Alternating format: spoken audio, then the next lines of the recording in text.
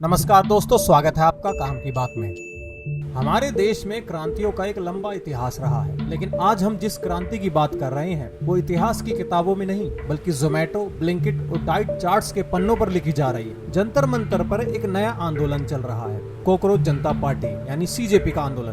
पहले दिन से ही इस आंदोलन का मकसद बहुत साफ था, जनता के हक की लड़ाई या पुलिस से एक अदत्त भिड़ंत का बहाना। क्योंकि जब तक पुलिस से टकराव नहीं होगा तब तक टीवी स्क्रीन पर हीरो वाली इमेज कैसे बनेगी। शुरुआत बड़ी बड़ी बातों से हुई थी। देश के 150 करोड़ लोगों को 1-1 करोड़ रुपए बांटने की मांग की गई। हमारे कम से कम 150 करोड़ जनता है, अगर 1-1 करोड़ रुपए पे दे दिया जाए तो हमारे देश की जनता क्या हो जाएगी, मतलब बेरोजगारी तो खत्म हो जाएगी ना। ताकि देश से बेरोजगारी चुटकियों में खत्म हो जाए। अर्थशास्त्र के नोबेल प्राइज विजेता भी इस थ्योरी को सुनकर अपना सिर पकड़ चुके हैं। लेकिन इस आंदोलन की सबसे दिलचस्प बात ये नहीं है। सबसे दिलचस्प बात है भूख हड़ताल का नया मैन्युफैक्चरिंग मॉडल। क्रांति में त्याग होता है, तपस्या होती है, लेकिन यहाँ तपस्या का जिम्मा जुनैद भाई ने संभाल रखा है, जो एक साधारण परिवार से आते हैं। लेकिन उनके हौसले और फंडिंग इतनी मजबूत है कि वो 1000 से ज्यादा प्रदर्शनकारियों को दिन में 4 बार लजीज खाना, चाय और चिकन बिरयानी परोस रहे हैं। यहाँ तक कि जब रात को ब्रेड कम पड़ जाती है तो ब्लिंकिट्स के डिलीवरी पार्टनर्स रात के अंधेरे में लगातार चक्कर काटते हैं। ये पहली ऐसी भूख हड़ताल है जहाँ लोग भूखे नहीं बल्कि पेट पूजा करने आते हैं। अब जरा सोचिए, जो लोग दिन में 6-6 बार खाने के शौकीन हैं, जैसे हमारे अभिजीत दिपके भाई, तो वो इस भूख हड़ताल पर वीडियो बना रहे हैं। इसे बेशर्मी कहें या सोशल मीडिया का इन्फ्लुएंसर बनने की तड़प। जब तक आंदोलन में भीड़ थी तब तक ये डायलॉग थे। अभी वेदर थोड़ा खराब हो रहा है, बारिश भी हो सकती है, लेकिन कोई हिलेगा नहीं,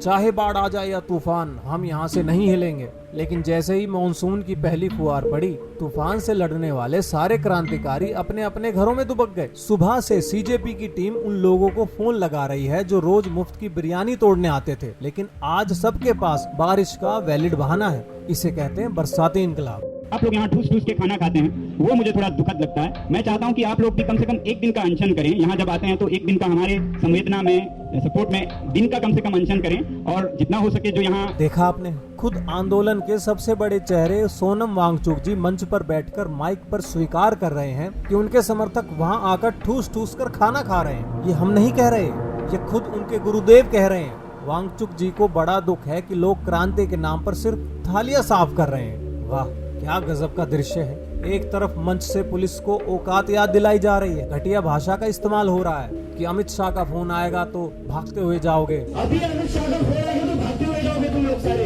यही औकात है, यही औकात है बस। और दूसरी तरफ उसी मंच पर बैठे नेता अपने ही समर्थकों से भीख मांग रहे हैं कि भाई, जो लोग यहाँ उदारता से खाना खिलाते हैं, कम से कम उनका दिन का खर्चा तो बचाओ। शाम को भले ही आकर दोबारा ठूस लेना।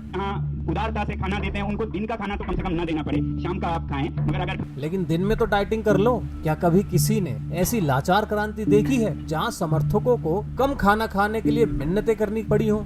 अद्भुत, अविश्वसनीय। जंतर मंतर अब राजनीतिक विरोध का मंच नहीं रहा, यह अब वेलनेस और वेट लॉस क्लिनिक बन चुका है। वांगचुक जी अपने समर्थकों को डरा रहे हैं कि अगर अनशन नहीं किया तो मोटे हो जाओगे, बीमार पड़ोगे और हमसे पहले मर जाओगे। और वो ज्ञान देते हैं ऑटोफैगी और कीटोसिस का। जिस आंदोलन को नीट के छात्रों के लिए शुरू किया गया था, वो अब डाइट प्लान की क्लास बन चुका है। तो ऑटोफेजी का फायदा लीजिए, कीटोसिस का फायदा लीजिए, एक दिन का कम से कम अनशन रखिए। हमारे साथ नोबेल प्राइज का हवाला देकर जंतर मंतर पर बैठे लोगों को ये समझाया जा रहा है कि भूखे रहना सेहत के लिए कितना अच्छा है। लेकिन सवाल ये है कि ये ज्ञान सिर्फ उन गरीब समर्थकों के लिए क्यों है जो दूर दूर से आए हैं। जो नेता खुद अंदर बैठकर chicken burger, chicken soup P रहे हैं, वो मंच से जनता को कीटोसिस का पाठ पढ़ा रहे हैं। ये बिल्कुल वैसा ही है जैसे कोई खुद तो 5 स्टार में बफे उड़ाए और दूसरों को उपवास के फायदे बताए। जब राशन कम पड़ने लगा और बारिश से भीड़ तितर बितर हो गई तो आंदोलन की स्ट्रेटेजी बदली गई। जब जनता का सपोर्ट मिलना बंद हो जाता है तो हमारे देश में सबसे आसान तरीका क्या है? इमोशनल कार्ड खेलना। जो अभिजीत दिपके कल तक हाथ में संविधान की कॉपी और डॉक्टर भीमराव अंबेडकर की तस्वीर लेकर जय भीम के नारे लगाते हुए सेकुलरिज्म का चेहरा बने हुए थे, अचानक उन्हें समझ में आ गया कि इस कार्ड से भीड़ नहीं आ रही, तो उन्होंने तुरंत गियर बदल लिया। अब वो खुद को मराठी प्रोजेक्ट कर रहे हैं। मराठी होने के नाते मैं चाहता हूँ ये इंसान सस्पेंड होना चाहिए, इसे कोई हक नहीं है वर्दी पहनने का। और हाथ में छत्रपति शिवाजी महाराज जी की किताब थाम ली है। महापुरुषों और देश के प्रतीकों का ऐसा इस्तेमाल सिर्फ अपनी ढहती हुई राजनीतिक जमीन को बचाने के लिए किया जा रहा है। गिरगिट भी इतनी जल्दी रंग नहीं बदलता जितनी जल्दी इन आंदोलनकारियों की किताबें और नारे बदल जाते हैं। इस पूरे ड्रामे के पीछे असली खेल क्या है, याद करिए। कुछ दिन पहले ही आंदोलनों के जॉनी सिंस कहे जाने वाले योगेंद्र यादव उर्फ सलीम यादव भी यहाँ हाजिरी लगा चुके हैं। उन्होंने यहाँ आकर कहा कि 15 साल पहले जंतर मंतर बड़ा था, अब छोटा हो गया है। लेकिन एक फर्क था, तब जंतर मंतर बड़ा हुआ करता था, आज जंतर मंतर छोटा हो गया है। सिर्फ जंतर मंतर छोटा नहीं हुआ, ये लोकतंत्र इस देश का छोटा हो रहा है। जगह छोटी नहीं हुई योगेंद्र जी, आपके आंदोलन का कद और उसकी साख छोटी हो गई है। पूरा का पूरा इकोसिस्टम इस कोशिश में लगा हुआ है कि किसी तरह इस आंदोलन से केजरीवाल 2.0 पैदा किया जा सके।